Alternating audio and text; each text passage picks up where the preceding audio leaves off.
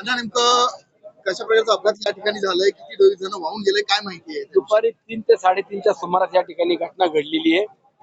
दुर्दैवी घटना आहे, परंतु ज्या ठिकाणी आपण उभे आहोत हा पादचारी पूल होता. लोखंडी फॅब्रिकेशन मध्ये उभा केलेला पूल होता आणि या पुलाला फक्त शेतकऱ्यांना जाण्या येण्याकरता पायी म्हणून याची व्यवस्था केली होती.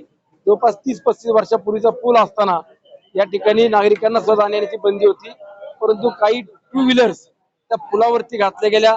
मधल्या सेल्फी पॉइंट करता किंवा फोटो काढण्याकरता मधल्या भागामध्ये जवळजवळ 100 पर्यटक त्या ठिकाणी उभे होते, अशी माहिती आपल्या सगळ्या स्थानिक नागरिकांनी दिली. आणि 2 पर्यटक या ठिकाणी मृत्युमुखी पडलेत.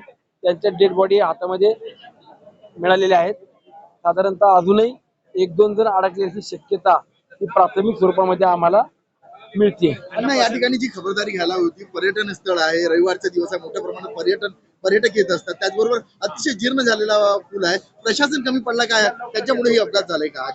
आता हे बघा, शेवटी ज्या ज्या ठिकाणी प्रशासन म्हणून ज्या दक्षता घ्यायला पाहिजे किंवा ज्या ठिकाणी जाण्याकरता प्रतिबंधक केलं असतं त्या ठिकाणी नागरिकांनी सुद्धा सहकार्य करणं अपेक्षित आहे.